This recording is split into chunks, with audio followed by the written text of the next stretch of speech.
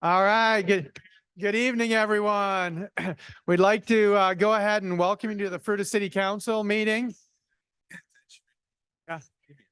Everyone in the back, hey, we're going to go ahead and get started here. I don't think your mic. I don't think you're on. Oh, no, they got it. All right. He's on. Good evening, everyone. Glad to see the high spirits tonight. There's a lot to celebrate. So with that, we're going to call the meeting to order. The time is now 7:01 p.m. Deb, would you please call roll? Counselor Bremen, Here. Counselor Purser, Here. Counselor Williams, Hmm. Counselor Cry, Here. Counselor Miller, Present. Counselor Hansi. All right, with that, we're going to move into our moment of silence and pledge of allegiance. If you please stand with us. We'd like to take the opportunity to allow all faiths and beliefs the opportunity for a silent prayer.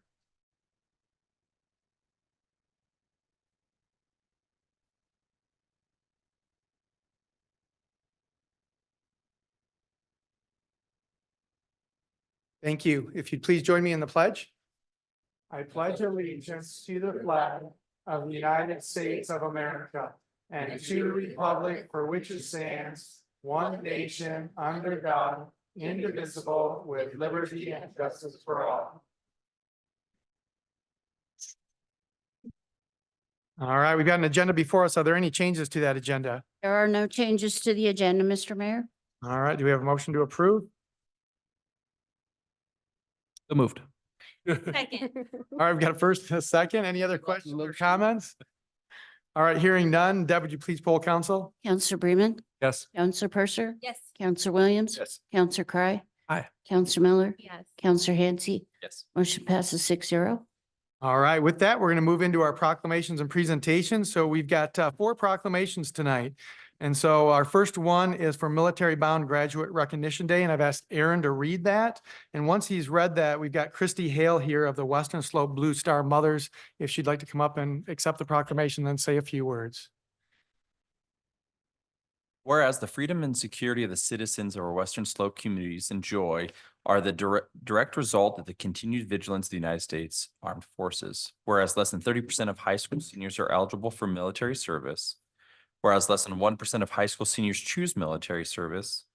Whereas the commitment to serve by these young men and women is essential to protecting liberties that have enriched our communities and nation. Now, therefore, be it resolved that the Fruita City Council does hereby proclaim Saturday, April 27th, 2024 as Military Bound Graduation Recognition Day. The city of Fruita recognizes and honors those brave men and women who and values the selfless act of service they commit to today and encourage all citizens to participate in the celebration of their service and convey their gratitude for such. So Western Slope Blue Star Mothers, if anybody doesn't know what our organization is, we are mothers of military children or veteran children. And so our mission is to serve that population and support veteran services for our entire community here.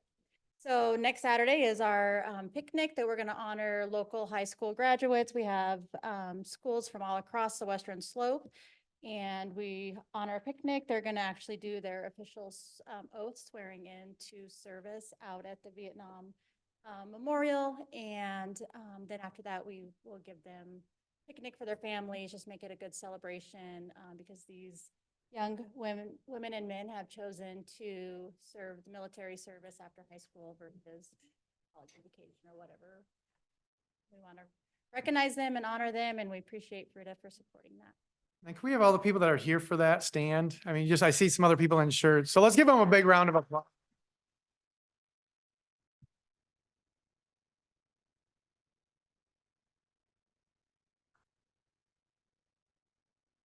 We'll get you the proclamation.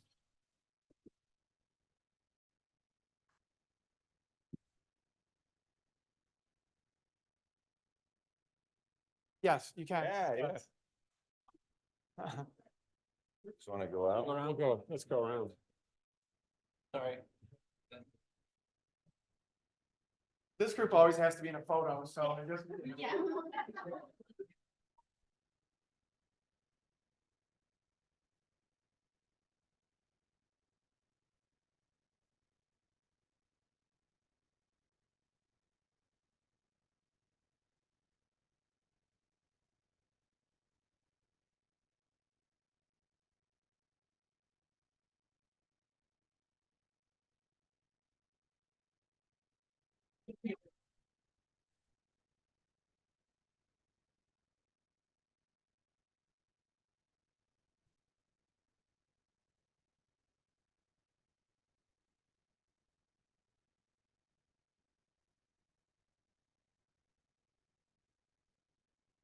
All right, and our next proclamation is National Donate Life Month, and I've asked Amy to read that one for us.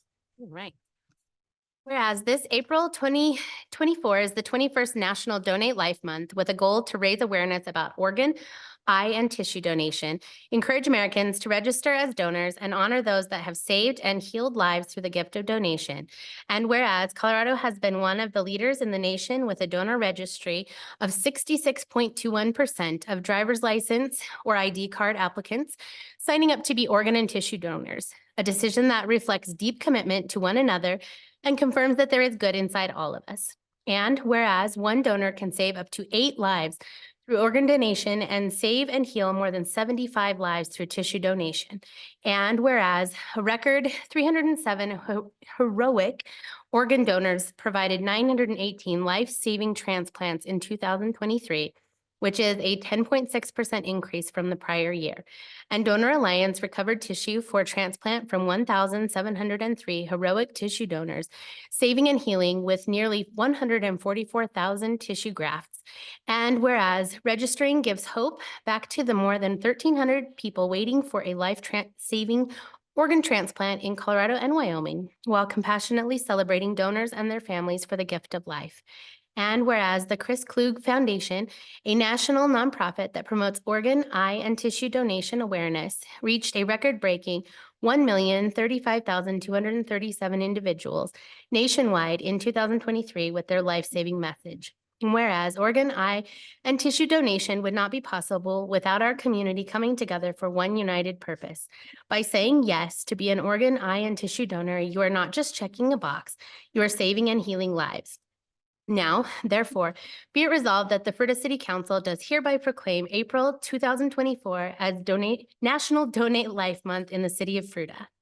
And we've got Jesse Rochelle from the Chris Klug Foundation. Come on up.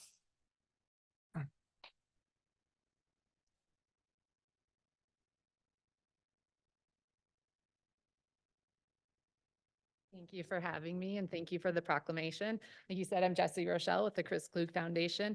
We're a national nonprofit located in Aspen, and we promote awareness, education, and advocacy for organ, eye, and tissue donation. And I really appreciate you guys supporting this because while 95% of Americans say they support it, only 48% actually register, and that number is trending down. And as the proclamation stated, one organ donor can save 8 lives and heal 75 others.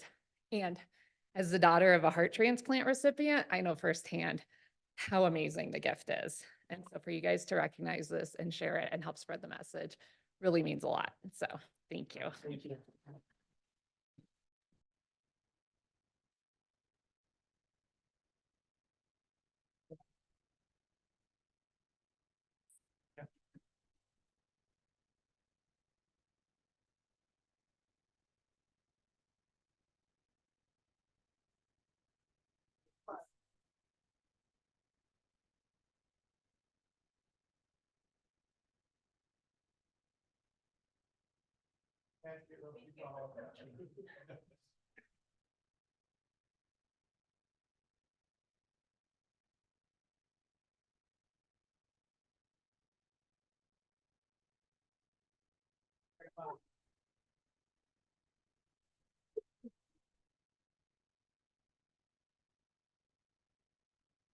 Sorry.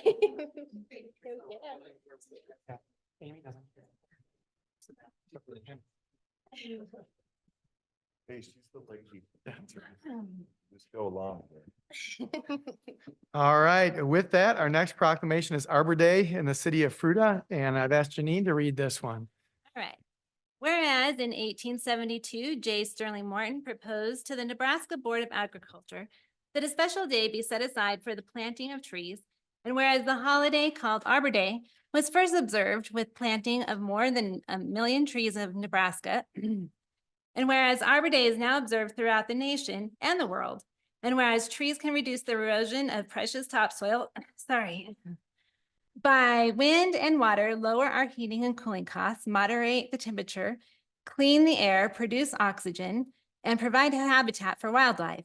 And whereas trees are a renewable resource giving us paper, wood for our homes, fuel for our fires, and countless other wood products, And whereas trees in our city increase property values, enhancing economic vitality of business areas and beautify our community. And whereas trees wherever they are planted are a source of joy and spiritual renewal. Now, therefore, we, the City Council of the City of Fruita, do hereby proclaim Friday, April 26, 2024 as Arbor Day in the city of Fruita and urge all citizens to celebrate Arbor Day and to support efforts to protect our trees and woodlands. And further, we urge all citizens to plant and care for trees to gladden the heart and promote the well-being of this and future generations. All right, and we've got Mark Mancuso here, our Parks and Rec Director, to accept this proclamation. So try and keep it short, okay? Mayor, members of council, thanks for having me. Sean Lopez, Park Supervisor, and Kimberly Spicer, Programs Coordinator are here. They're going to talk a little bit more about Arbor Day.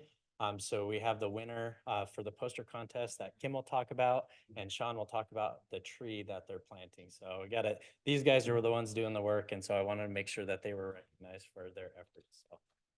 Thanks, Mark. Hello. So the tree that we'll be planting will be at Shellady Elementary, and it is called a spring snow crab apple tree. And it can get up to 30 feet tall and around roughly 15 to 20 feet wide. So it'll be a great shade tree if we can keep it going and get the kids involved, and hopefully they'll help with protecting the tree so that they can enjoy the shade for years to come. Also, just a quick note, we do use the Arbor Day celebration as part of our justification for being part of Tree City USA. And just so everyone knows, this is our 31st year as being part of Tree City USA. Hello. Seems weird talking to you guys. Okay.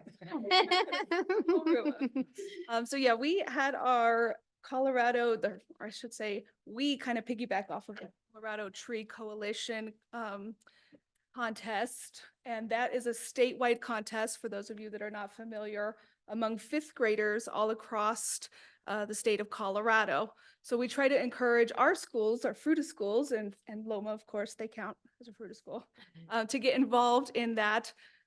So we kind of piggyback off that by having our students submit their posters for that. There's lots of stipulations that they have to follow. Each year it kind of changes what's supposed to be on there as far as wording and all that. And then only one student per fifth grade or per school can be submitted. So we do like the preliminary votes. So for those of you who have been to the Fruita Community Center over the past few weeks, I hope you all voted. This was the winner that was chosen by the public. For Charlotte G at Shellady Elementary. So I have spoken with the principal over there, and they have decided to name the tree after her. So it will be known as the Charlie tree. Cute. Well, I thought that was kind of cute. So anyways, thank you all for your support in this. And I hope that we can get the kids excited about Arbor Day in the years to come. Thank you. Thank you, guys. Oh,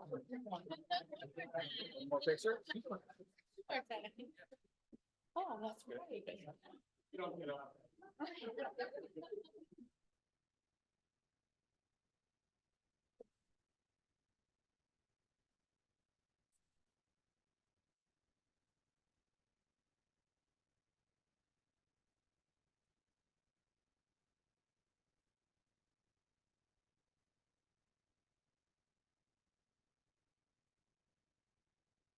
I'm not normal. I don't know about this really weird guy. That guy.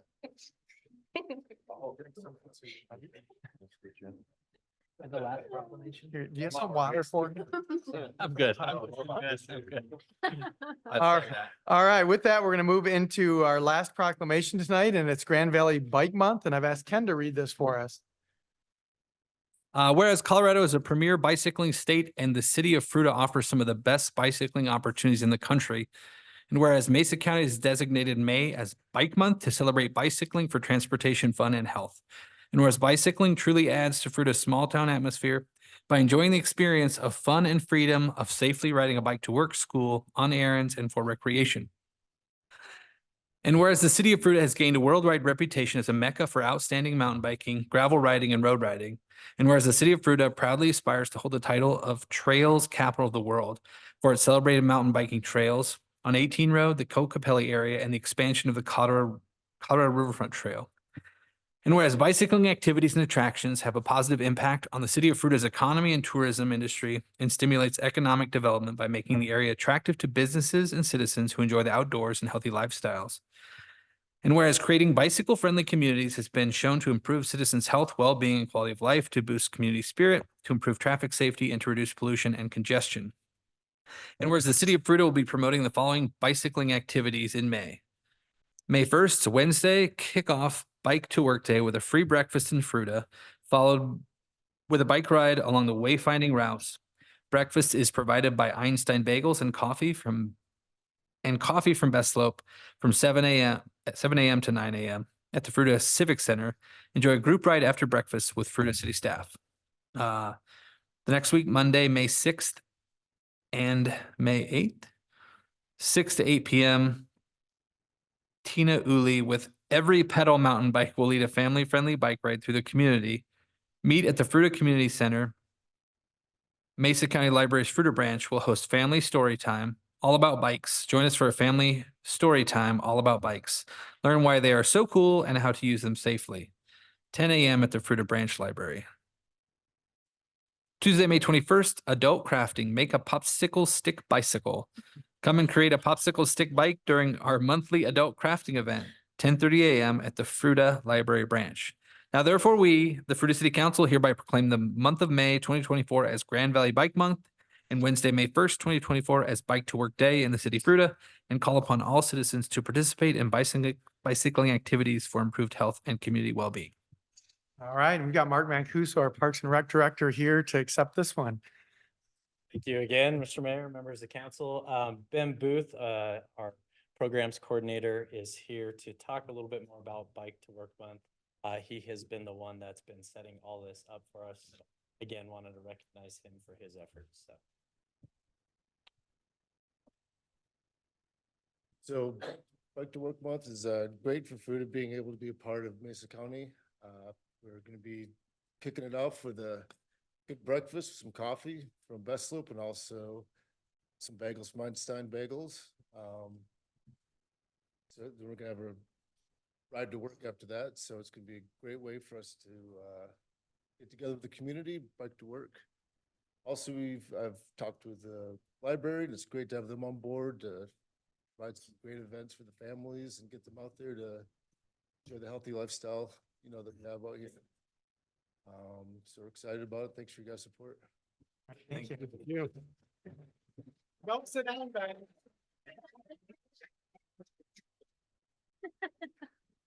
He's trying to get out of a photo opportunity. Yeah.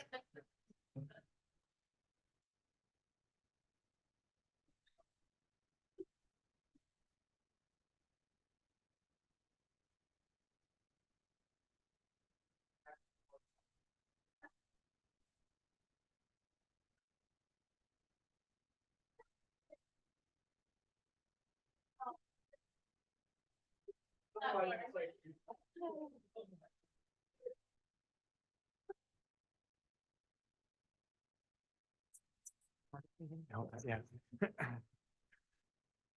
All right, with that, we're going to move into our public participation time. So this time is set aside to listen by comments from the public regarding items that do not appear on the agenda.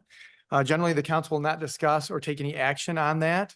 We'd ask you to limit your comments to 3 minutes. So is there anybody in the audience that'd like to speak on an item that is not on the agenda? Now would be your opportunity. All right, with that, we're going to close public participation and we're going to move into our consent agenda. So these are items where all conditions or requirements have been agreed to prior before they come before council for one vote. With that, we're going to open that up to public comment. Is there anybody that'd like to speak on an item that's on the consent agenda? And now would be your opportunity. All right, hearing none, we're going to close public comment and bring it back to council. Does anybody have any questions or comments related to the consent agenda? Nope. Hearing none, do we have a motion? Mr. Mayor, I move we approve the consent agenda as presented. Second.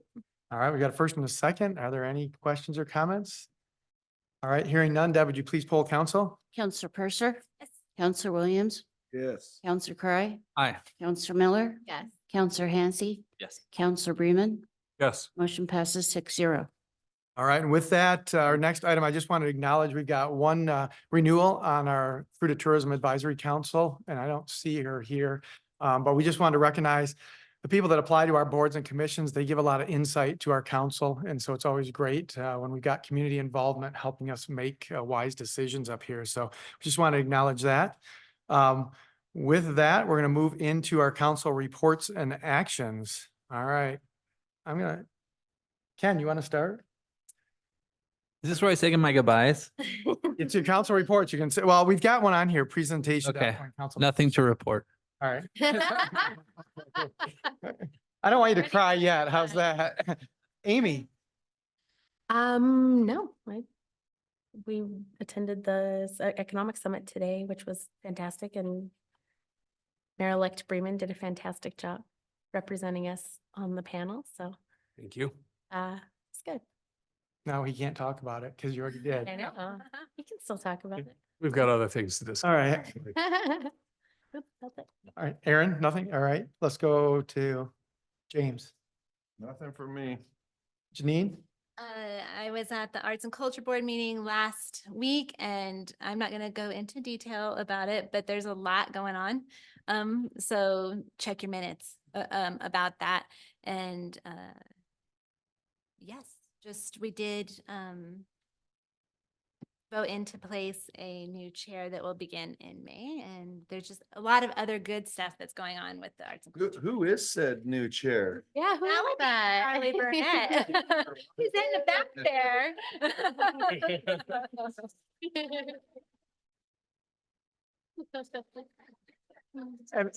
We do have a couple openings still, don't we, on that board? We do. yeah. Okay. So just so public knows, we are looking for other members for that board as well. Yep, and it's a fantastic board.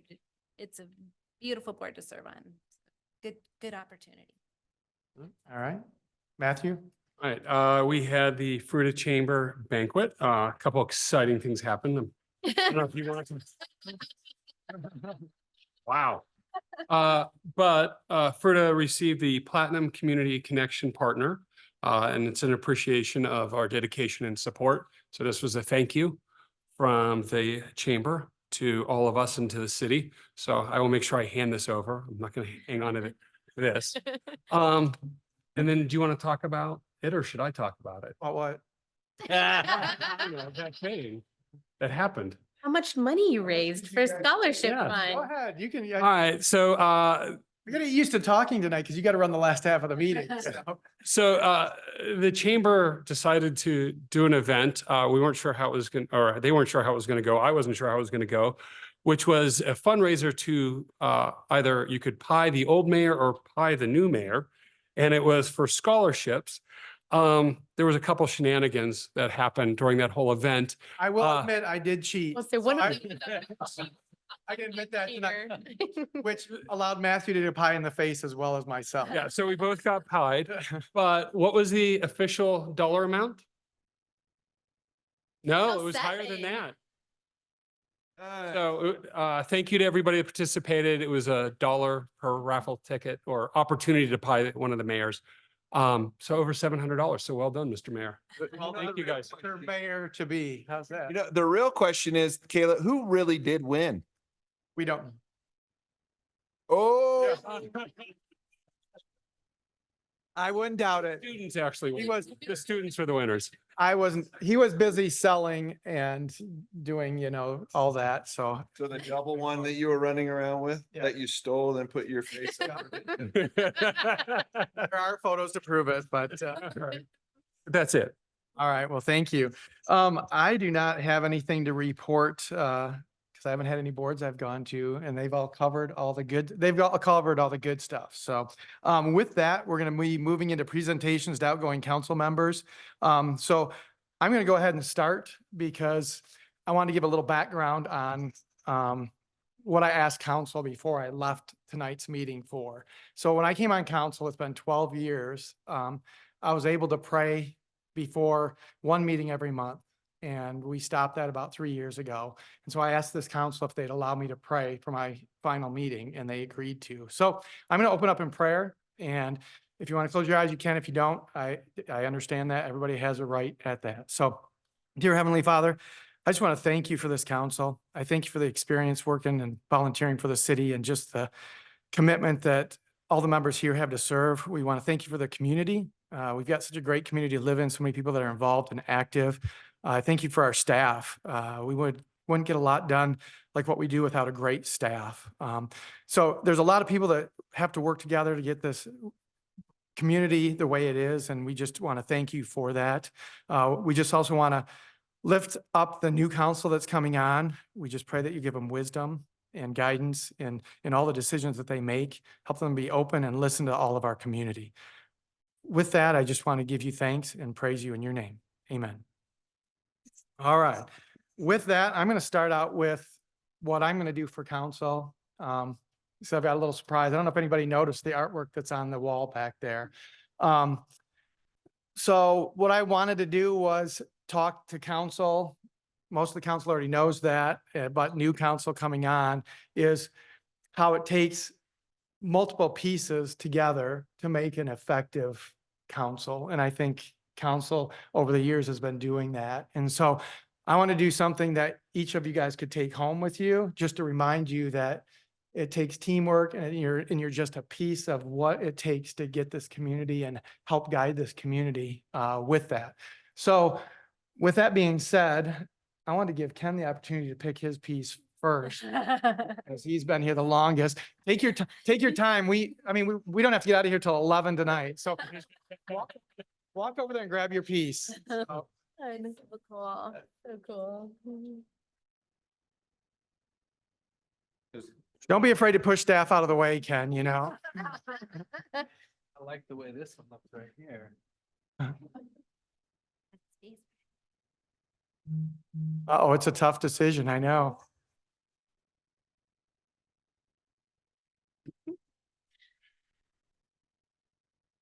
Are you sure?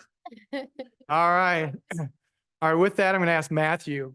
I'm going in order of how they've served. So, Matthew, you're up.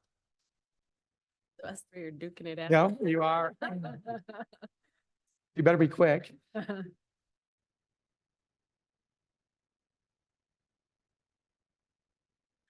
that's Oh. not All right, so the next three, do I have to count down? Because you know all three are in the same. So go ahead. We've got Janine, James, and Amy. Come on, Amy. He's going to let the women go first.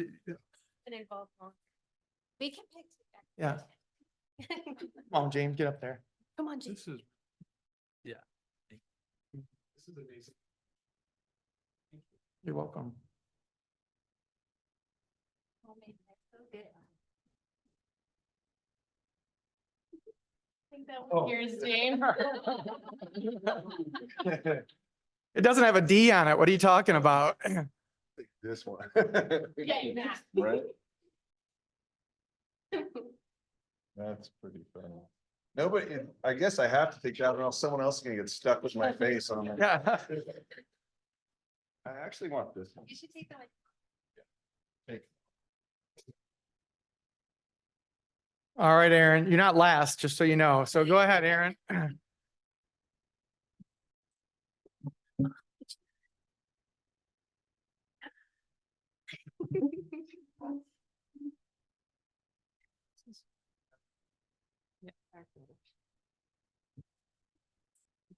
Yeah. Uh-huh. All right, so that's current council. I'm going to ask Andrea and Rich. You guys can go up and grab one of those. You're welcome. Saw you. That's what James said. The choices are getting slimmer, just so you guys know. Nobody wanted James' face on there, so just keep that in mind. James. Mine neither. My wife would not want that. You're welcome. So Andrea, can you come up here and stand by Matthew, please? Rich, can you come over here by Aaron? So one of my last acts as mayor is, hey, Mike, can you go ahead and get that last one for me? My last chance to tell Mike what to do, right? Mike's like, I don't know about this. Mike was gonna put it in his office. Here, Mike. All right, thank you. All right, would everybody stand? So I want to make an example of this. So I'm gonna ask everybody to pass theirs to the left. So this is what you're gonna walk home with.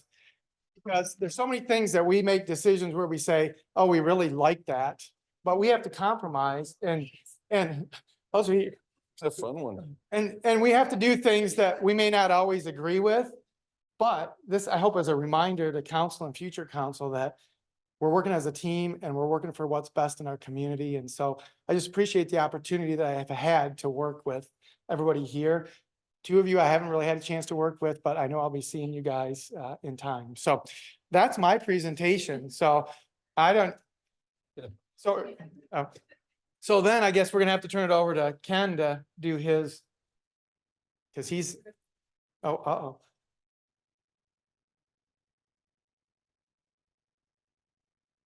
All right, well, thank you, everyone. Thank you. All right, Ken, you're up.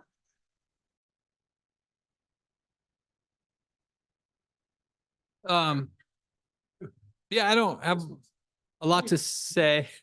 Um, my wife asked me today what some of my best moments on council, what some of my favorite or most impactful, and some of the things were the hardest things, were the ones that had the most impact. So just want to encourage as we continue to make sure that not to avoid the hard decisions. And but I think we came out stronger by addressing stuff that was hard.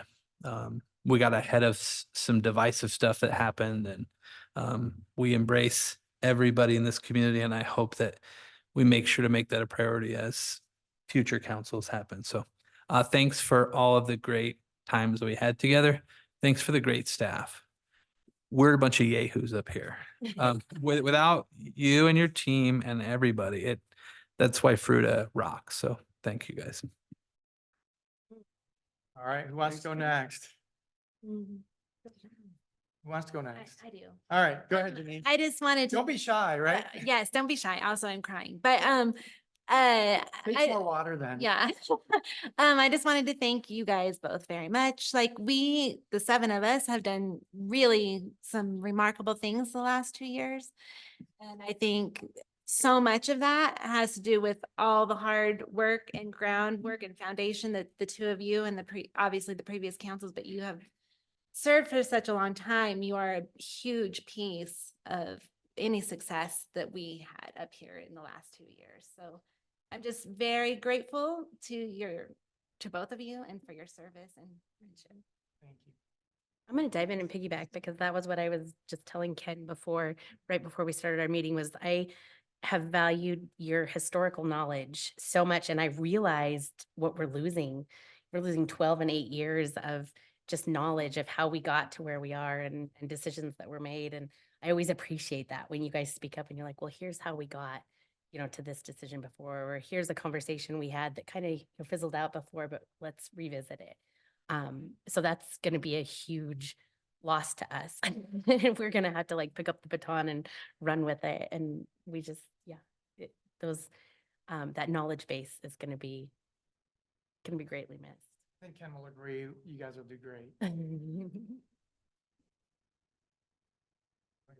Sure. Thank you for your service. I know why we are successful, and you guys are definitely part of that as a community. And thank you for the wisdom and the learning that we have been able to take from you so that we can continue the legacy that you've been a part of. Thank you.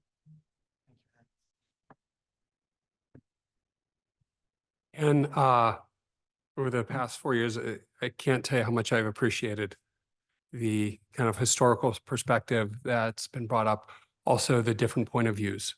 And You know, you have a habit of saying something, pausing and coming back to it and kind of reinforcing and saying, here's other ways of thinking about that. So for that, I'm very, very grateful. Now, the next part's going to be a little awkward. Joel, you put together such a thoughtful, meaningful gift. This is not going to be that. This is one of those things, Mike and I were in his office and we're like, wouldn't this be funny? And I'm really hoping it plays out that way. So it seemed brilliant downstairs. So you've given so much time to the city. You've spent an awful lot of time up here, helping lead meetings, being part of the voice, making sure everybody gets represented, keeping us all in line. And I know you're transitioning out of that. And I think you're going to miss it. But we didn't, okay, I'll say we, Mike and I. I'm not going to throw everybody else. Yeah, I'm bringing Mike in on this. We thought you might want to kind of, while you're at home, sitting and watching, that you might want to kind of relive that. So we saved your old chair.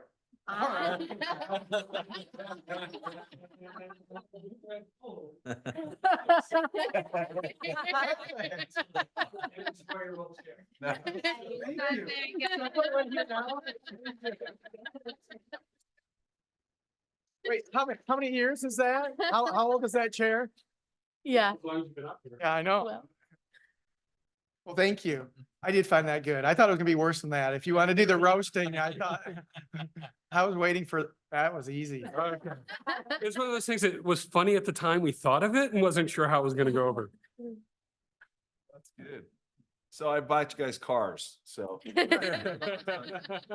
No, I thought you were buying us a one-way bus ticket. you. No, I really appreciate like everything that everybody's already said, obviously. And I was thinking about that history piece too, because there's been a million times where especially Ken's really good at this. Not that you're not, but Ken would do that a lot.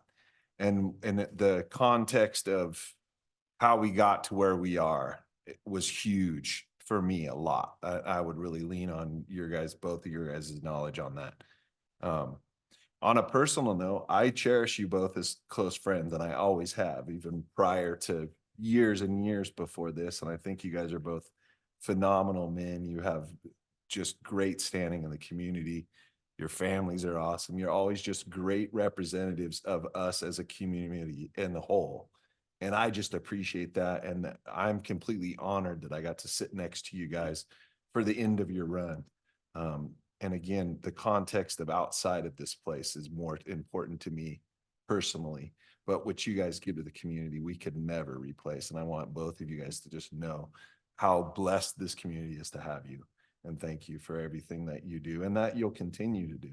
Appreciate it. Thank you. Yeah, thanks, guys. All right. You got one more? Mike does? You're in charge of this one? Usually I get to do those. What are you talking?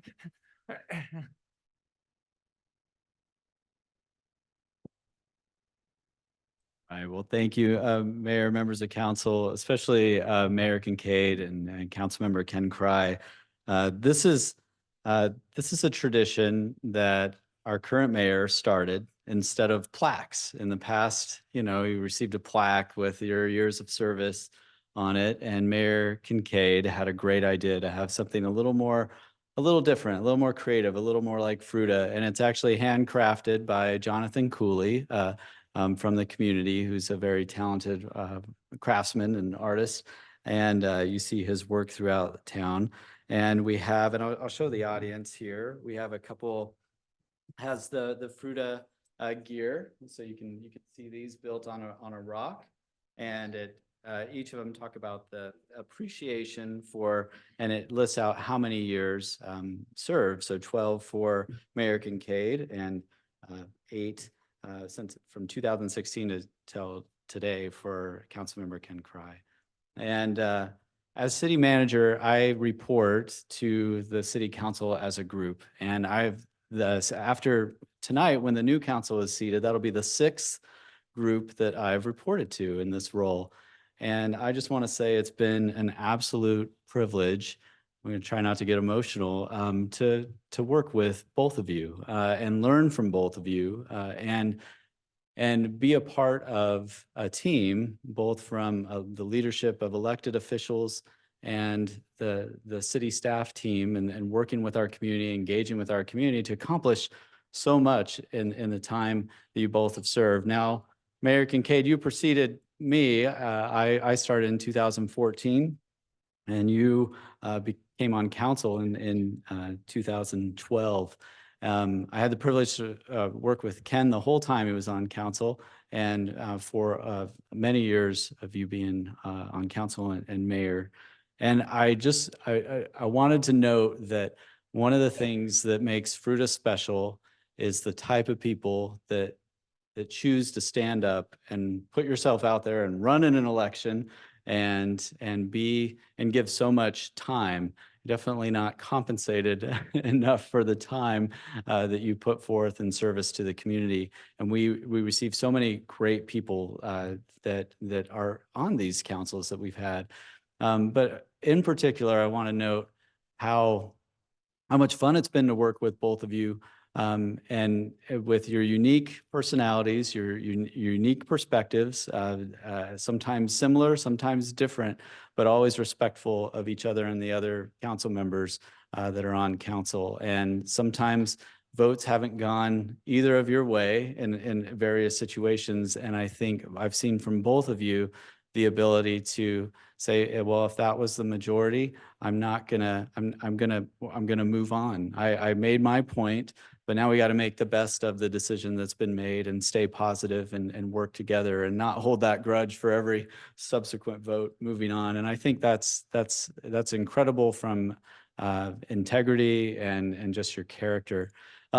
Ken Cry has made me laugh so many times, and I consider Ken a friend, not only a colleague at the city. I look forward to continuing that relationship, even though it'll be different than the council manager relationship, but I'm excited for that.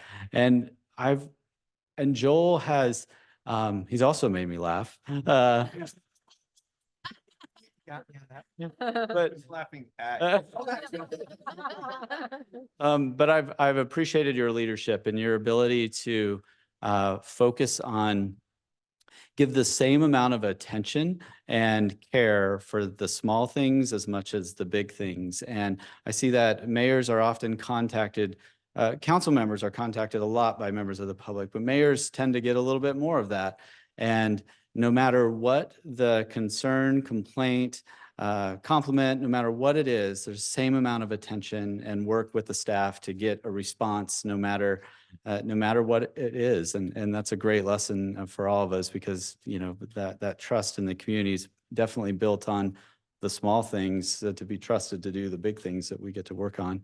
And also with Ken, the same level of care, often never afraid to ask a question, to check with us on anything he's heard in the community. And I appreciate that perspective, appreciate your time and your efforts. And it's been a privilege professionally to work with both of you, and thank you for your service. Normally the mayor would give these out. Matthew asked that I give these out to you all, and want to thank you. In the fashion of Mayor Kincaid, they've all been slightly different sizes based on years of experience. So Heather O'Brien had 2 years or a little less than 2, and it was the smallest we've ever seen. We still appreciated her. So bring these up, and thank you. Lori Bucks was the biggest, right? Thank you, Mark.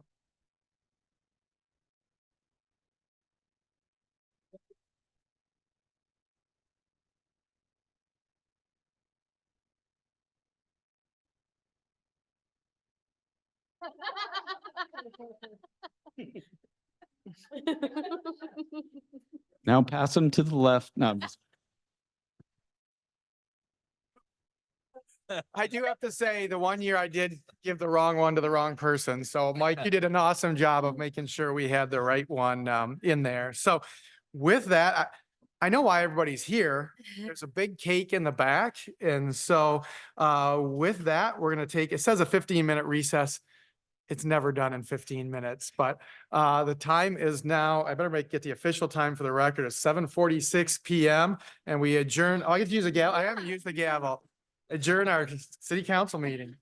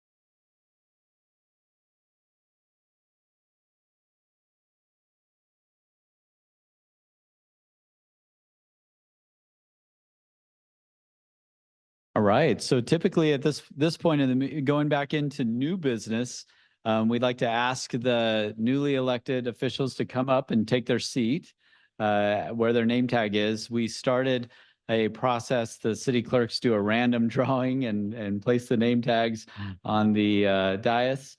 And if you can come up, actually, before you take your seat, our deputy city clerk, Deb Woods, is going to actually go through the swearing in for each of you, and then you could take your seat. Sorry. And so I'll turn the time over to Deb. And Deb, do you want to take this microphone for that? Okay. Are you going to do the mayor first? All right. Mayor-elect Bremen for the last moment. Pretty much. Okay, just right here in front will be fine.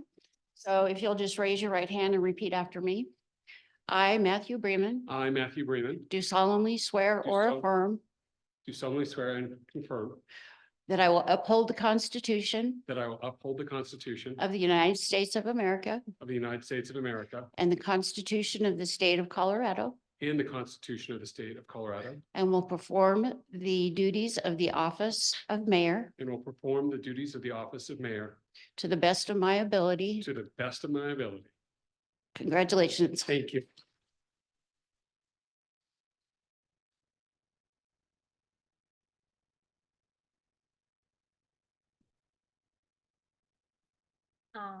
And now we'll have the three newly elected city councilors come up, please. And I will be swearing all of you in at the same time. And so when I say state your name, do not say state your name. Actually, say your names, please. And raise your right hand and repeat after me. I state your name, I, Aaron Duffy, solemnly swear or affirm do solemnly swear and affirm that I will uphold the Constitution that I will uphold the Constitution of the United States of America of the United States of America and the Constitution of the State of Colorado, and the Constitution of the State of Colorado, and will faithfully perform the duties and will faithfully perform the duties of the office of city council of the office of city council to the best of my ability. of the best of my ability. Congratulations.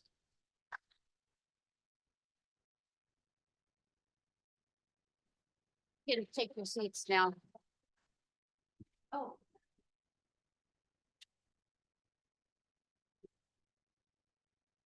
All right. Wow. Congratulations, everybody. I'm excited about this. So we have an agenda before us, but I'm actually going to change it a little bit because somebody brought in pastries Yes, for us. And James, do you want to? that was Emily Gleischer and Dina. I'm not sure what Dina's last name, but she is the angry elf sourdough lady. But that was specially made for Mr. Mayor and he's kindly sharing with us. The pastries on top are for everybody. all of us. For all of us. So those are just for me. So if you would like to grab one and kind of slide the basket because they're a little messy. I did grab some towels from the bathroom. So, because they look a little messy. So, oh no, Okay. we're gonna be messy. So, We're gonna be missed. All right. All right, welcome, everybody. Thank you, guys. Looking forward to this. I'm gonna I've got some big shoes to fill, so hopefully I won't muck this up too badly. All right, so before us, we have under new business consent agenda. These are items where all conditions or requirements have been agreed to or met prior to the time they come before council for final action. These items will be approved by a single motion of council. Members of the council may ask that an item be removed from the consent agenda and fully discussed. All items not removed from the consent agenda will then be approved. A member of council may vote no on a specific item without asking that they be removed from the consent section for full discussion. Any items that are removed from the consent agenda will be placed at the end of the regular agenda. I will not repeat this every single time. First time. So with that, we have a consent agenda before us. I move. Mr. Mayor. Did I already mess this up? No, but you do need to open the public hearing on the consent agenda. All right, well, the time is 8:16 and we are officially opening up this meeting. All right, fast forward, we have a consent agenda. I kind of read through it. I think she meant What? open up Oh. public comment for consent. All right, It's okay. oh, good. All right, this is gonna get smoother, I promise. So at this point in time, I'd like to open up the meeting to public comment. Now I have to read that section. This section is set aside for the city council to listen to comments by the public regarding items that do not otherwise appear on this agenda. Generally, the city council will not discuss any issues or will not take any official action under this section of the agenda. We ask that you have, please limit your comments to 3 minutes. Is there anybody that would like to speak? Joel? All right.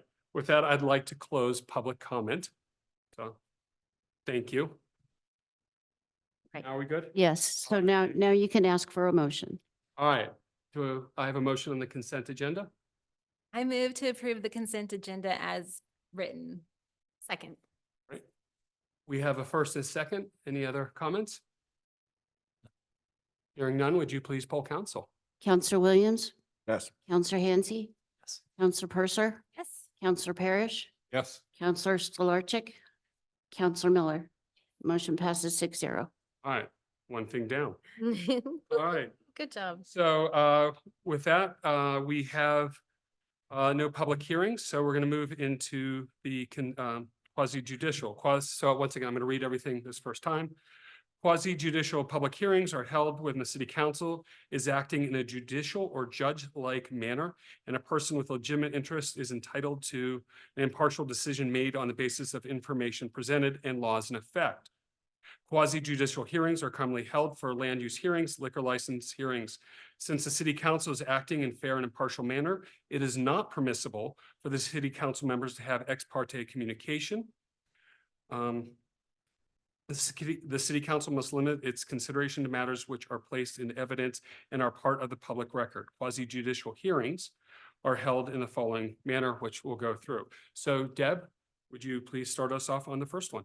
Thank you, Mr. Mayor. Deb Woods, Deputy City Clerk for the City of Fruita, and I'm presenting the Fruita Rotary Club's special event liquor permit application for the Lower Valley Firefighters Cornhole Tournament fundraiser to be held on Saturday, April 20th from 1 to 7 p.m. here at Civic Center Memorial Park. The Rotary Club has submitted the fee and all the necessary paperwork for a special event liquor permit to provide beer service at this fundraiser for the Lower Valley Firefighters Foundation. The event is expected to draw 80 competitors and approximately 100 spectators. The diagram included in your council packet illustrates the proposed licensed premises consisting of a fenced-in area at Civic Center Memorial Park. In their narrative, the Rotary Club states that Rotarians will monitor the licensed area, including the entrance, to ensure that no alcohol enters or leaves the area. Signage will be posted at the one entrance indicating that no alcohol can be brought into or exit the area. Patrons will be ID'd, issued a wristband, and monitored for signs of becoming overly intoxicated, and to make sure that the alcohol, again, does not leave or enter the licensed area. Fruita Chief of Police Dave Kraus reviewed the Rotary's application and issued a statement that there is nothing that would prohibit the issuance of the license being requested. Therefore, it is staff's recommendation that the City Council approve the application for the special event liquor permit, subject to the following conditions. 1, applicant will discontinue serving alcohol at 6:30 p.m. to allow patrons 30 minutes to finish their beverages and leave the licensed area. 2, the entrance and exit shall be monitored closely and continuously by event staff in order to prevent alcoholic beverages from going into or out of the area. 3, the licensee needs to be aware that they're solely responsible for control of the licensed premises. And 4, all other procedures presented by the Fruita Rotary Club will be followed. So Rotarian Lou Mudd, are you here, Lou? I don't see Lou. He's always here. That's I hear that he showed up at the last meeting thinking that, so I think he must have been confused about the date. I should have reached out to him today. But the majority of the council has heard Lou's speech about how the Fruita Rotary Club has been doing this for many years and has a lot of experience, and that Rotarians are all trained in responsible alcoholic beverage serving. So I don't believe there are any concerns that the council should have, but if you have any questions, feel free to ask me after you open up the public hearing. Thank you. Thank you, Deb. With that, we'd like to open this up for public comment. Anybody here like to speak? All right, hearing none, we are going to close public comment and bring it back to council. Any questions for Deb? None. All right, with that, entertain a motion.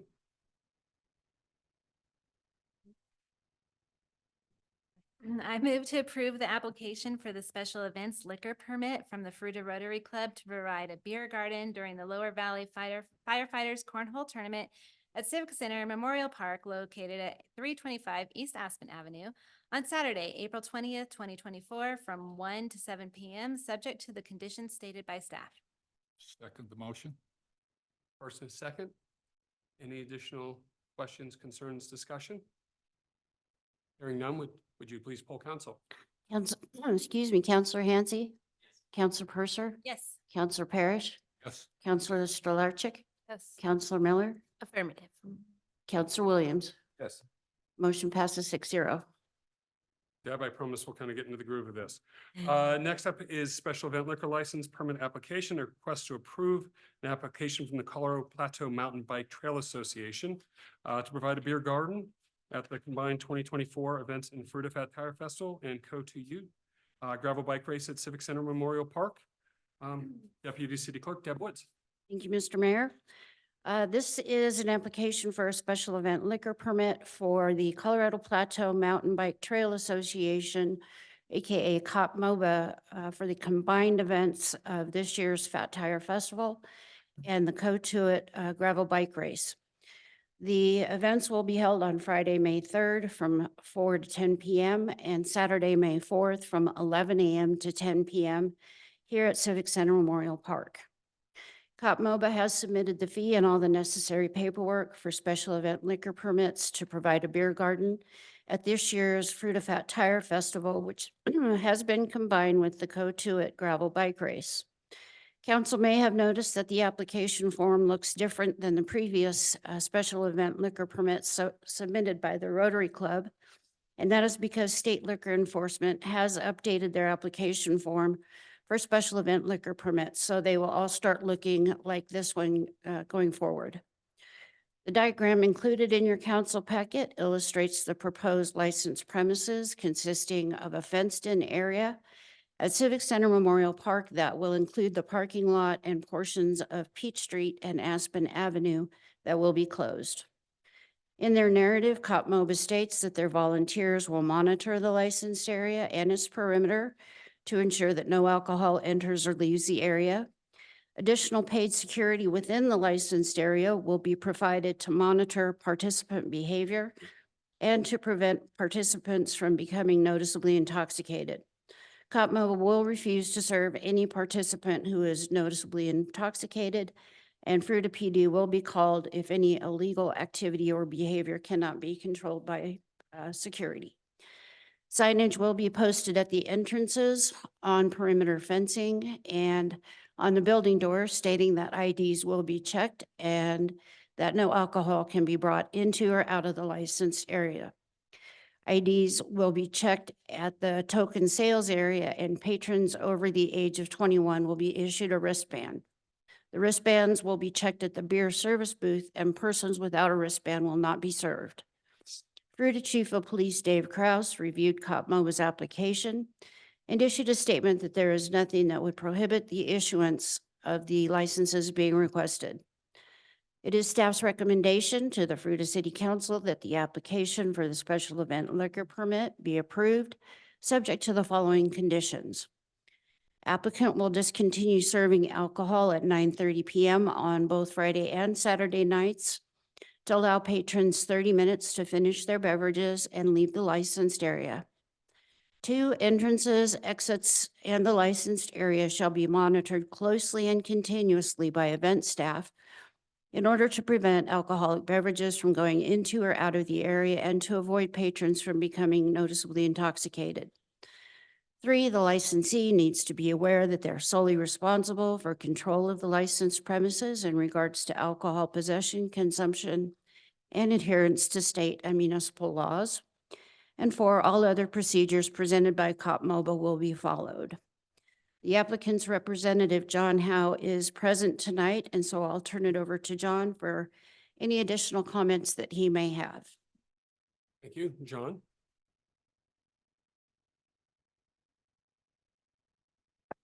Good evening, excuse me. Good evening, Mayor Bremen and council members. Actually, this is I think the first time that we've done the Fruita Fat Tire Fest when we've done it basically the same from one year to the next. So we're again in the Civic Center Park and the surrounding parking lot and streets. Now it's a good venue, and we look forward to the event. Thank you. If there are any other questions? Hold on tight. We're gonna have to open this up to public comment first. Carly? Anybody wish to make public comment? All right, seeing none, we'll close public comment. Does council have any questions? Sounds good. Thank you. Thank you. Mayor, I move to approve the application for the special events liquor permits from the Colorado Plateau Mountain Bike Trail Association, COP MOBA, to provide a beer garden during the combined 2024 events of Fruita Fat Tire Festival and CO2 UT at Civic Center Memorial Park on the dates and times requested, subject to the conditions stated by staff. We have a first and a second. Any additional questions, comments? All right, hearing none, would you please poll council? Counselor Purser, Yes. Counselor Parrish, Yes. Counselor Stolarczyk, Yes. Counselor Miller, Yes. Counselor Williams, Yes. Counselor Hansi. Motion passes 6-0. Thank you very much. With this, I think we're set up to set into new business. Just double checking with Mike to see if there's anything else. We don't have an administrative agenda, but I do have a quick city manager's report, yeah. Mayor, members of council, just a couple things happening that you won't see before the Friday update, but this Thursday and Friday, we're going to have some partial closures to the Fruita Bark Park because we're adding features in there and benches and then a few features. We still have other features to come in the future as well. But so Thursday, the plan is for Thursday, the large dog area to be closed. Make sure saying this right. And then on Friday, the small dog area to be closed for those installs. That's assuming the install goes as planned and everything. If anything changes, we'll definitely put notice out to the public in addition to this notice. And then we wanted to just double check with you all earlier, and this was actually in old business, but there was an approval for the letter going to the localism committee. And just wanted to make sure, do you want that to come, do you want that to come from the council liaison, staff liaison? Does it matter? Not a big deal, but just want to make sure we get that out tomorrow to that group. Or council liaison. Perfect. We'll get the final version over to you. And if you don't mind sending it, Janine, thank you. Yep. And then just so you're aware, because you're all liaisons to boards and commissions, and we'll be talking about that more at the workshop, but all the banners came in for each board and commission so that when boards and commissions are out doing public events, we do have banners for each of those boards and commissions so that they can be very visible of who they are when they're at the farmer's market or anything like that. And then just wanted to mention that Joel brought in a shovel that we're donating to the Historic Society, and it's one of the honorary shovels from the groundbreaking of the Church of Jesus Christ of Latter-day Saints. And so we brought that up just recently, so I want to make sure everybody saw that. And And then just want to say congratulations to Matthew as our new mayor, and Aaron, Andrea, and Rich, our new council members.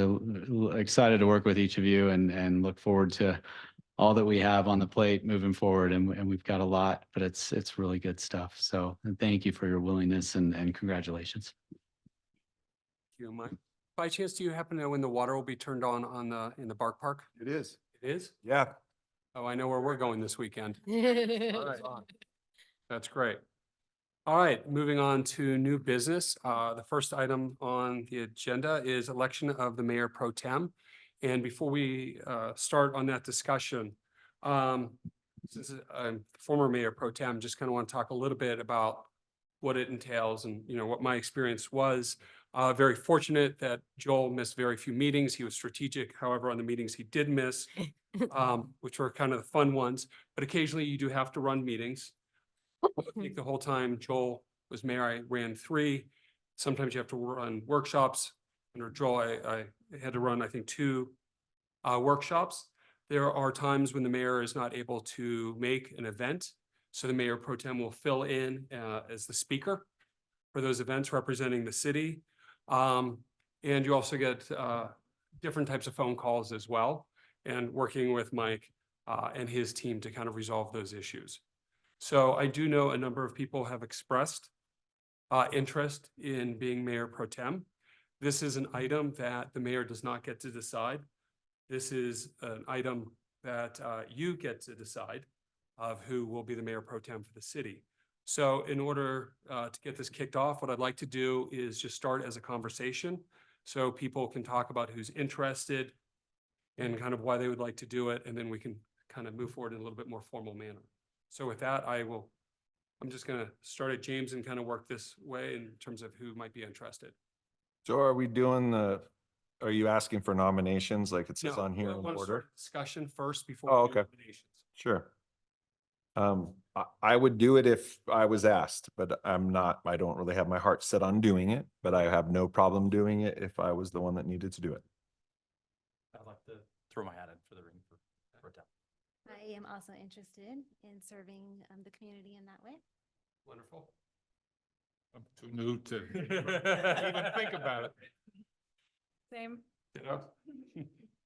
I also would like to be considered, or if, you know, my fellow council members as appropriate. So there's 3 people that are interested in it. I don't know if you want to, I'll open up for if you guys want to have discussion in terms of anything, or if not, it will actually, somebody will have to nominate somebody. There will be discussion. Well, nomination is second and then discussion. So that does not mean that the person that gets nominated first necessarily gets it. So it's not everybody jump in. So with that, I turn it back over.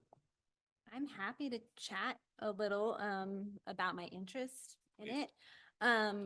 I see this just as an opportunity, another version of serving the council and the community. And I think I have some unique experience that would lend itself to this position, which would be, I've led meetings not exactly like this, but very similar to this for years and years and years. Not only the Downtown Advisory Board, but prior to that, I was the president of Shelley PTO. So I have that experience, and think I could do that with listening to everybody, but bringing it in when needed and making sure that it's run in an efficient manner. I also, let's see, I have a little note actually.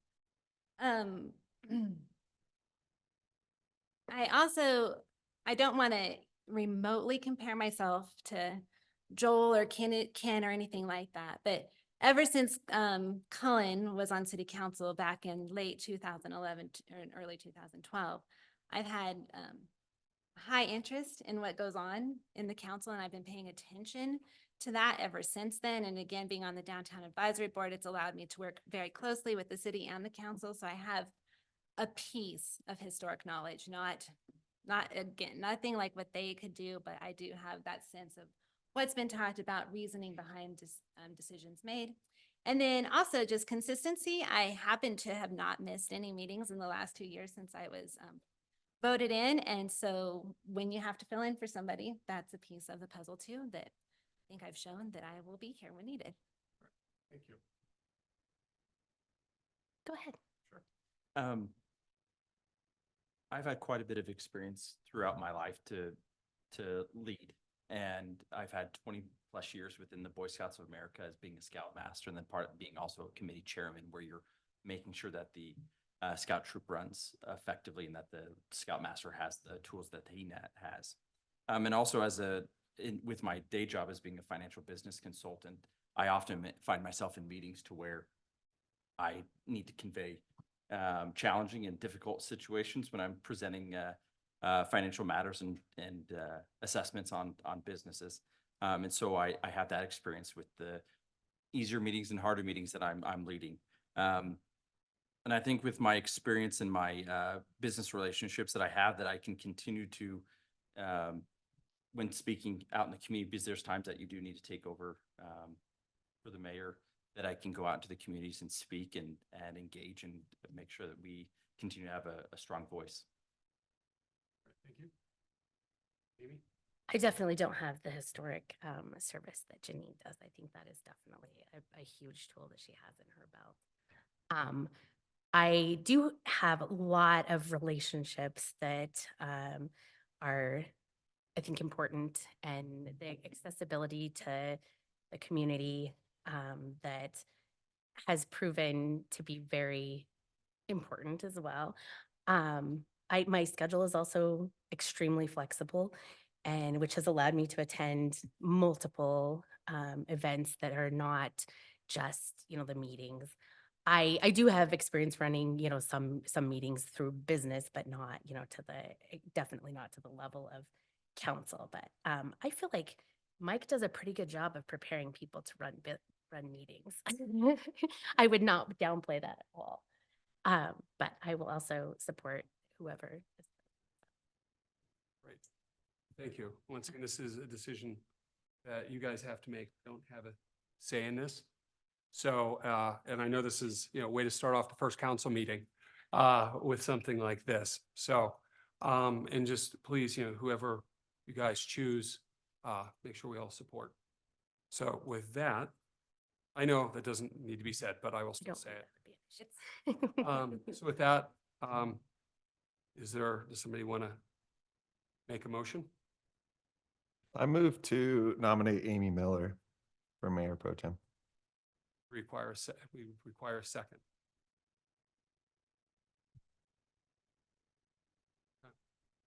We're going on procedural here. If there's no second, then the motion dies. Sure. So at that point, we'd need a second motion. I would move that we elect Aaron Hansey as Mayor Pro Tem. Okay. Is there a second? I'll second that. All right, we have a first and a second. Any additional discussion? All right. With hearing that, I guess, just to make sure I'm following procedure, correct? It's official polling council? Yes. Yeah, would you please poll council? Counselor Parrish, Yay. Counselor Stolarczyk, Counselor Miller, Yes.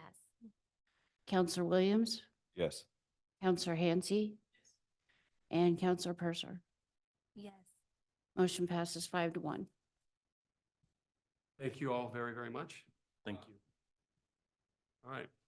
So with that, congratulations, Aaron. With that, the next workshop, we are going to, normally, I think historically in the past, boards and commissions have been discussed and kind of, we work through it at this meeting. We're going to push that to the first workshop so that can then have the appropriate time and conversation needed to kind of make sure the right people, the right passions and are on the right boards, and will represent the city and the boards appropriately. Anything else you'd like to add to that, Mike? I think we included in the packet. It'll also be in the packet for the workshop that'll go out actually possibly even before Friday. I know we completed it today, but I would look at both your schedule. I think you just mentioned, but yeah, definitely look at interest and schedule so that, you can have that discussion. And if any of you that are liaisons to the current, right now, if you notice any changes to those dates, just let us know and we can let everybody know and discuss that at the workshop. Occasionally, we may have missed as we're carrying forward these boards and commissions. So if you let Deb and I know in an email, we can get that straight. But the only other thing I would note is that the blanks are obviously where Joel and Ken were liaisons, or maybe it's a new one that we haven't had a liaison. And then where there are names, that's just what it is currently. That doesn't necessarily mean it has to stay that way. You may want to continue and let the group know you want to continue. You may not, be interested in trying something new out. So we just left it as they are currently in what are blank, but all of them can be discussed at the workshop. Thank you. And I encourage everybody to, this week, if you've got interest in a particular board, do some research on it as well. All right, with that, we're going to move into council reports and actions. We'll start off to the left. I actually have a conflict with presenting the proclamation at the military, so I'm wondering if somebody can step in and take that. It's next date on that? Saturday. The 27th, was it? Yeah, hold on. So on 2 Saturdays.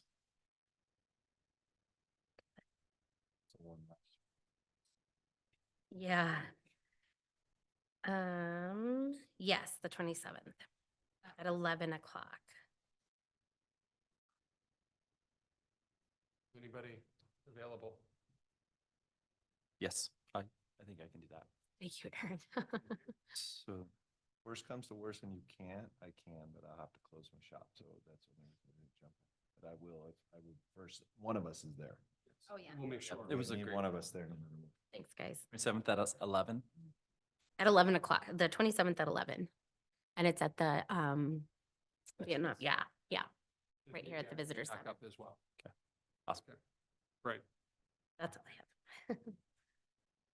Angela, Andrea. Andrea. This is Don't even try to say her last name. Yeah. Mr. Mayor, let's go. Yeah. There you go. We do that for Joel an awful lot. Oh, good job. I have nothing to contribute to this All right. discussion. Thank you. I have nothing to report. All right. I don't think I talked to you guys about this before. At the farm 1-year birthday party, actually, I'm gonna actually throw it back to Andrea here in a second. Andrea and I had the opportunity to talk to the Colorado Creative Institute's director. And do you want to say some things about that? Sure.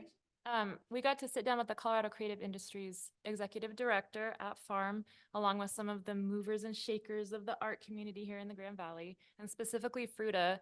And part of the reason that he came to Fruita was because word on the street is we've got a very vibrant art scene that's happening organically, and it was worth a come and look. And it was a fantastic meeting. Of course, his angle is to get us interested, I think, in reigniting the conversation about becoming a creative district. And so there's a lot of things that Fruita has done in the past few years, that probably about the past decade, that have made us more and more eligible for that type of designation. And although it's not an insanely large monetary inflow, it is something that puts Fruita on the map, so to speak, as a destination for people who love the creative arts. Is there anybody else in the valley? Grand Junction is. And I think there's been a buzz with Palisade also being interested. Maybe they're at a beginning stage of that, I'm not sure, but it'd be really cool to bookend the valley as creative districts. If we are unable to accomplish all the things on that guide sheet now, there is also a what is it called? It's called something like Choose Your Creative or Name Yourself Creative or something that we can also participate in as a city to bolster the creative happenings in Fruita. And it was so exciting too, because a lot of the stuff that the creative industries bring, we're already doing it. And so we were kind of like, well, this is already happening. We've already got all these creative people. We've got the Arts and Culture Board. And so he was excited and impressed, but also it could be a really good relationship, I felt like. I met him today. He's coming back in June. Right on. Yeah, he was very excited about our community and the things we're Good. doing, and he said he's already got another date on the calendar in June to come back. Pretty cool. Is this something he'd want to present at a workshop? I imagine so. think so. Yeah, I think he'd be interested. Are you guys interested in putting this on a workshop? Let's do it. Yes. Okay. Yeah, and I know that the city has looked at this before. Kyle Harvey dug into it quite a bit, and ultimately was decided not to go that way. But I think that he's brand new. There's new energy, new qualifications, all sorts of things, and it could also just show our dedication and commitment to such a thing. And so I think that that's yeah. And also just to piggyback on that a little bit too, he's been to Grand Junction a whole bunch, knew about Fruita, never came to Fruita, was driving down Aspen Street, and he's in the car by himself, but couldn't keep himself from audibly saying, wow, like he just like came across the town and mulberry and all the things. And he was just so impressed and just expressed great appreciation for this place and what we're doing. Great. Since we want to put this on a workshop, can you help coordinate? Sure. That'd be great. Doing introductions. Thank you. And I don't have anything else. I've got a couple things. One is, Mike, I think I read it in the newsletter, your weekly newsletter, about a sharps container put at Heritage Park. Yeah, Why did we need, can we talk more about it? Like, I was more alarmed that we needed one.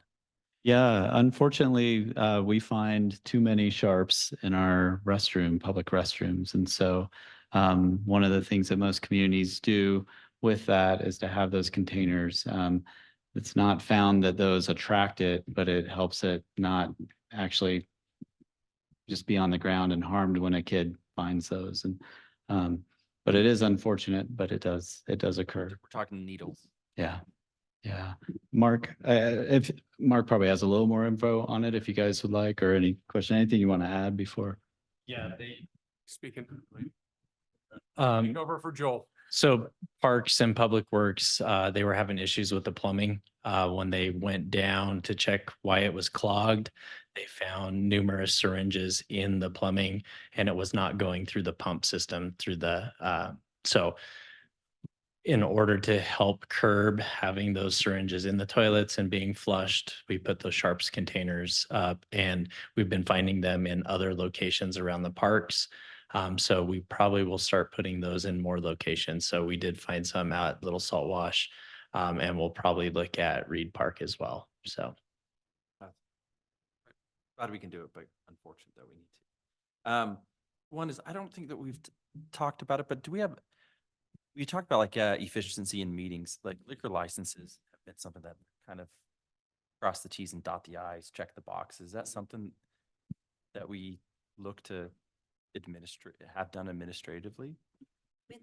Liquor licenses are. They're renewed, they're already are. they're already on the consent agenda, but when it's when it's an event, it has to come because it's new every. Yeah, there is something that that a number of communities do. We're kind of grouped with mostly the really small communities where we still do them in council meetings, but you can designate an authority as a council. That's an option where, like Grand Junction, you're not going to find liquor licenses on their agendas because they've assigned a person to conduct those hearings. They're often virtual or in person. It depends and it's completely separate. They can be a little more quick for, let's say, an event's coming up. It's not like you have more flexibility. The reason being is that you meet the requirements, you get the license. The only time there's really ever been discussion, and I've only seen it once in 9 years, over 9 years, where there was something minor on somebody's record that was brought up, discussed, and then moved on. So for example, you could, there's multiple ways, but you could designate someone like our prosecutor, and then they still hold the public. They're still listed on our public meetings, but they're able to just go through that process, and you don't have to have them in council meetings. Our city clerks have been looking into what other places are doing, and we'd be happy to bring more information to you at a future meeting if you're interested in it. Interesting. Yes. That'd be great. Thank you. Thank you. Thanks for bringing that up. Yeah. The last thing is, I've been thinking about as Reed Park's getting so close to being done, and then what are we gonna do to the old skate park? And I came up with this idea. I ran it by Mike in the form of, does it fit our plan? And it does. So that's why I'm bringing it forward now, is looking to convert and spend some of that money that we've allocated from the mountain properties to be for outdoor recreation, is to then convert that pad where the old skate park is into 4 pickleball courts. And I've had some discussions with the gentleman who builds those. And I think it's something that within like a $30,000-$50,000-ish time for, or dollar time, we can get that put in. And I think we're right now looking, so we can get it done in short form. So it's just something that I thought might be a nice win, especially with having that that money that we just reserved for outdoor use. And I know pickleballs of course have been something for decades. And so this brings, Might free up the gym as well for Yeah. other events when they're in the pickleball is happening. and I think it's something too that, like, with it being there at the rec center, you can go in and check out some paddles and balls if you need, but it's open to the public during normal park hours type of a thing. But I think that'd be a nice quick win. And I think it's a lot of money, but a good cost-effective win for the community. I think the one thing that we would have to do, not to make this into a big discussion, but just to keep it on the radar, is that we'd have to figure out a scheduling process with that. Because if it was gonna be open to the public, because right now they go in and it's inside the rec center, so you can reserve the court or whatever. Yeah, so we'd have to come up with that, but that's nothing different than other things we have. So I would just hate for people to show up and every time they show up, somebody's there and they don't get to take it. So, but I think it's a good. And it's definitely, Mark has had conversations with the gentleman that does this type of resurfacing. At the price point, we'd have to go through our typical process with selection. But if you're interested in us like actually taking some real steps to look into it, we definitely feel like it's not something in this year's budget, but it's something we could accomplish this year. And to keep in mind that as soon as the new Will Park is completed this summer, then we'll be removing, it's in very dilapidated condition. So we'll be removing those and it'll just be this blank, kind of rough, older concrete pad. And any of the ideas that have been in the previous Parks, Health, Recreation, Open Space and Trails Master Plan as potentials for there, but they're far beyond the priorities of like Little Salt Wash and the launch and things like that. Would be quite large projects, whether it's additional parking or additional water recreation. And what I mean by that is even if we did this and in the future we had many pickleball courts at Little Salt Wash or somewhere else, we would still have many years of these courts, probably a lifespan of, the typical of these types of courts. So it really is one of those in our minds, kind of like the Bark Park, where we were able to turn something around pretty quickly and deliver something that we know is a high demand of the community, but still far out from reaching some beyond some of the bigger projects we're going. But the ability we would have to fund something in that price range and get this done. All right. Really interested in exploring this? Yeah, most definitely. Right. Okay, great. We'll do that and we'll Thank you. bring back information to you. That's all. All right, James. One thing, and this reminded me of that because we're having that conversation about that. One thing, and I don't want this to really be too elaborate right at the moment, but I mentioned it to Mark. I was at the Bark Park and someone mentioned to me that they lived in Norwood, and at the dog park there, they would do a community like limb cleanup day, and they had a wood chipper. And so it served two purposes because the community could go and they could like get rid of all their extra limbs and all that stuff. And then they used the wood chipper and then they put the wood chips into the dog park. And it was a really good way of giving the people that lived in that community a way to get rid of the excess wood, but it also made for a better soil, or however you want to say it, for the ground for the dog park.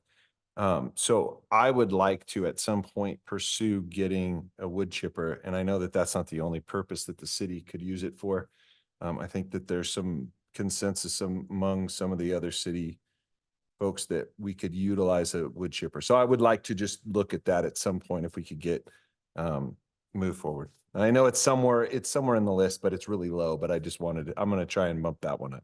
Yeah, for the last 3 or 4 years, we budgeted a line item to rent a wood chipper to kind of gauge how much we would actually use one throughout the year. And we haven't rented one in any of those years, so we haven't approved it in the recommendations.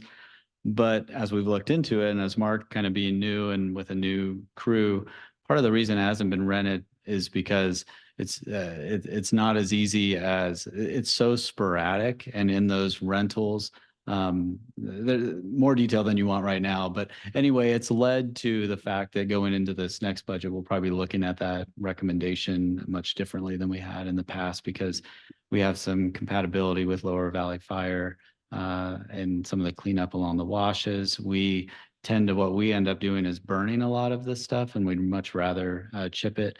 And the difficulty in renting in conjunction with our need, we've got to look at that cost benefit. But that's kind of the reason we don't have one yet, because we were first trying to test that out through rentals, but we just haven't really been able to do that. So it is something that I know they'll be recommending in our budget process for next year, and will be looked at and evaluated a little differently because of some of these types of uses and the availability of the piece of equipment.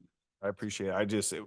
I didn't do it justice as I explained it, but when we had the more drawn out conversation, it made a lot of sense. So, yeah, you can do any type of wood you'd put in that wood chipper. I mean, you've seen Fargo. I mean, that's what they. I'm just kidding. I was thinking. But yeah, I feel like we would have a use for it. And other than that, I don't have anything at the moment. So depending on the size of the wood chipper, right, we'll have some limitations. They have some monster ones that will do, huge diameter, but depending on the size that we would run, tamarisk is a lot harder on the chippers just because it's hardwood and it's got all the dirt and all that. So in order to make those fresh, clean chips, they've got to have fresh blades and make sure that it's going really good. Some of the species of trees do not make very good chips. So there's a lot of things to look at, right? Like it's not going to spit out chips like at the playground. So understand that the tree species and the softness of the wood will produce better chips. So But what I'm hearing is that Mark is the man for the job on this. I've operated thanks, a few Mark. I wood appreciate chippers it. in my time and not in Fargo. So We won't ask any more questions. Anything else, James? No, sir. There's one thing on my list. I don't know if everybody received the email from Mind Springs, which I found a little disarming. That there's a chance that, and Aaron, I'm sure you can speak to this better, but there's a chance through legislative that they may shut down Mind Springs here locally. Am I reading that correct? So they're getting down to a point where they need to make some financial decisions, because the hospital has been a financial challenge the entire life of its life, which has been 5+ years, and outpatient has been funding that, and it's just not economically feasible anymore because due to their the challenges over the last couple years and change of leadership and regulatory oversight, they burned through a lot of cash, and they're just at a position where they need to make sure that at least part of the operations can be successful. And so as a leadership team, they've been going through different avenues, and they're just getting to the end where they need to get help or they need to make some hard decisions. So that's right now where that they're doing is pushing, reaching out to the community and asking for support to see where they can get help. Is it right now there's discussions with the state, various state agencies, local, and they really need our help. So, I mean, my concern is, I mean, it's such an important asset, in my opinion, to the community. And I remember not too long ago, if a high school student was having a mental health crisis, at one point they had to wait 28, 30 days to see somebody. And I know now that's down to a day. And so I have a lot of concern about this for our community and for the entire valley. So I guess, and I don't know, is there something that we can do as council, as the city of Fruita, to help support, I don't know, on the state level, in terms of, you know, writing a letter of support? I'm just not sure what we can do to help support I think them staying here. I think a letter of support, if we write it to the governor and the state legislatures, I think that's a good start. We could write one to others, but I know we have county commissioners are very much wanting this to be successful for us as well. So I think if we can write a letter of support and be public about it, I think that will be help, because it's about, right now it's about putting pressure on the state to make sure that West Springs Hospital continues to live. They're the only hospital, mental health hospital between Denver and Salt Lake. And we're the only, I believe we're the only nonprofit in the state of Colorado. I think there's like 11 other for-profits, but we're the only nonprofit. And so I think if we can do a letter of support, sooner the better. It'd be good to have a good turnaround. Aaron, you mentioned the commissioners on that. Would it behoove us to work in conjunction with the city of Grand Junction, Palisade, the commissioners, if we all got on board? So I talked to Cody today, Okay. in Grand Junction. He was not aware of this. Yeah. So, The letters went out to city man, or the Fruita went to city managers, mayor. I got you on the list since the transition of, I knew the timing of when things were coming out, and so I made sure you're on it. And then chief of police was also on the email. So the word's just getting out. Right now, there's a Denver Post article that came out today. Well, it was on the news tonight. So Cody was gonna bring it up in their council meeting tomorrow night. Okay. To do, to see what their thought process was around it. But I do agree, if, you know, we do need to do something, and I agree it has to be quickly.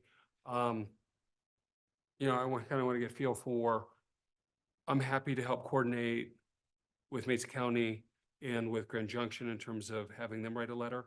I don't know if it's more impactful for us to all sign it together or each community to do their own, but I'm kind of thinking in an interest of time, do we want to do our own? I say we just do one, but at the same time, we still advocate to try to do a unified front. I feel like a unified front in the overall is going to be a lot stronger, but individually, it's going to be great as well. I know typically with these kinds of things, the staff or senators, governors, you know, like tally up how many letters they get. So I think a unified front's great with the separate letters, just because, you know, sometimes that has a little weight because, hey, we got, you know, 9 versus, you know, 1 that had 4. It should carry the same weight, but for some, I know that sometimes is in the staff there are tallying up and telling them. We heard from 3 cities, 18 cities. If it would be great, typically with those types of things, if someone at Mind Springs can kind of just not write the full letter, but like put some of the bullets of some of those, we've all heard them, but to reiterate them ourselves, if, you know, of like the response time changes and all the things that we heard when he came and spoke here, and just some of those that we could include in there, because, you know, this is, we can't lose this because of you know. We can, Judy Mendoza is the VP of Marketing and Communication, and if you go to their website, there's the announcement of the CEO's letter to the employees. Yeah. And at the bottom is her contact information, and she'd be more than willing to Okay. give you all the data you need to be able to draft up a letter for us. So do you want us to we can do that and then have a letter on the May 7th, or is that, the only thing would be, is that too far? And do you want to? That may be too far. I think speed on this one. So if you all want to act on it and we get, and